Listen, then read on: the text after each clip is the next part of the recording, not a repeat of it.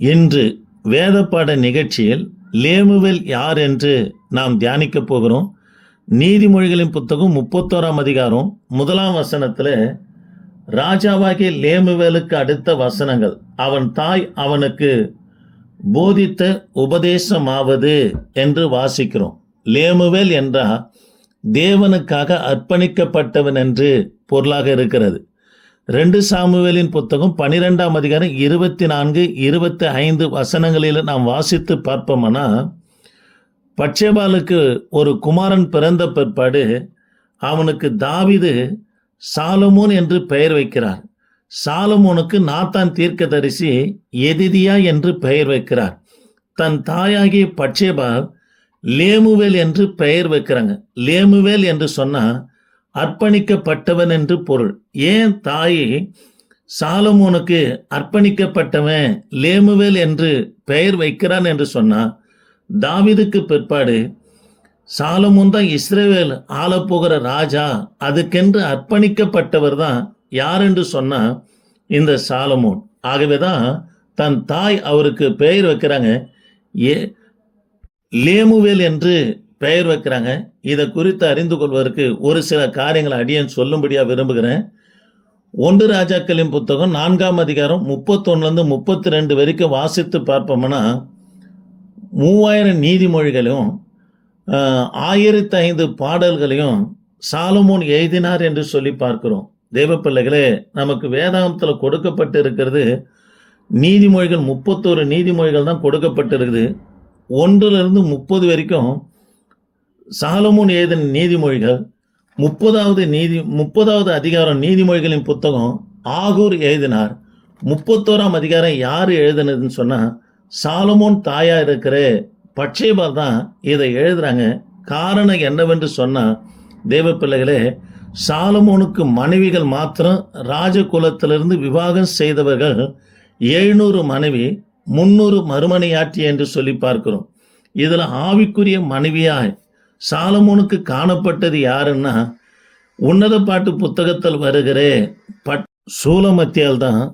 Solomon சூலமத்தியால் அதிகமாக நேசித்து அவர் திருமணம் செய்தார். அவங்களுடைய மரணத்துக்கு பிற்பாடு சாலமோன் அதிகமாக குடிக்க ஆரம்பித்தார். ஆகவே தான் தன் தாயாகிய பட்சேபால் சொல்றாங்க, நீதிமொழிகளின் புத்தகம் 31ஆம் அதிகாரம் 10ஆம் வசனத்துல, குணசாலியான ஸ்திரியை கண்டுபிடிப்பவன் யார், அவளுடைய விலை முத்துக்களை பார்க்கலும் உயர்ந்தது என்று சொல்லிட்டு, ராஜாவாகிய லேமுவேலுக்கு அடுத்த வசனங்கள், அவன் தாய் அவனுக்கு உபதேசித்த வசனமாவது, என் மகனே, என் கர்ப்பத்தின் குமாரனே, பொருத்தனின் புத்திரனே, ஸ்திரீகளுக்கு உன் பலனையும் ராஜாக்களுக்கு எடுக்கும் காரியங்களுக்கு உன் வழியும் கொடாதே. திராட்சை ரசம் குடிப்பது ராஜாக்களுக்கு தகுதி அல்ல, லேமுவேலே, அது ராஜாக்களுக்கு தகுதி அல்ல, மதுபானம் பிரபுக்களுக்கு தகுதி அல்ல என்று சொல்லி இந்த இடத்துல சொல்றாங்க.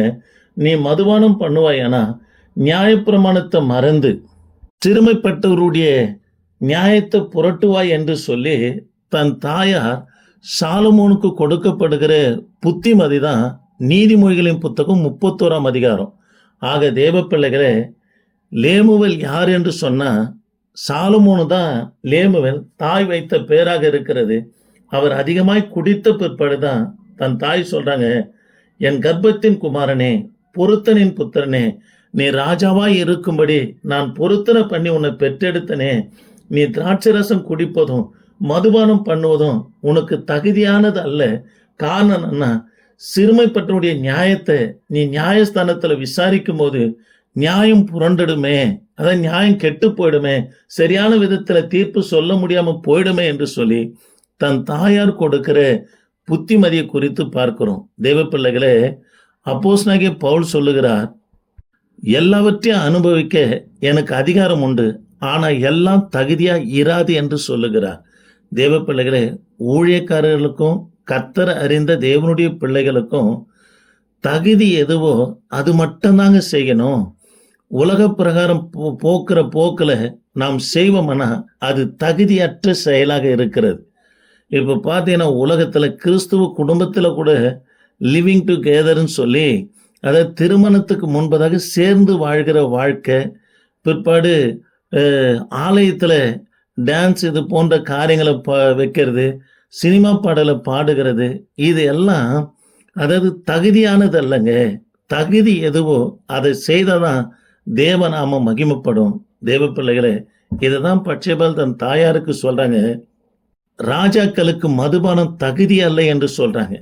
ஆகவே பவுலும் கூட சொல்றாரு, எல்லாம் நமக்கு தகுதியா இராதுன்னு சொல்றாரு. தேவநாமத்துக்கு தகுதியானது எதுவோ அதை மாத்திரம் செய்து கர்த்தருடைய நாமத்தை மகிமைப்படுத்துங்க. இந்த வார்த்தையை கேட்கிற தேவ பிள்ளைங்க, சப்ஸ்கிரைபர் பண்ணுங்க, எங்களுக்கு உதவியா இருங்க. தொடர்ந்து வேதப்பாட நிகழ்ச்சியில நாம் சந்திப்போம். கர்த்தர் உங்களை ஆஸ்வதிப்பாராக. ஆமென்.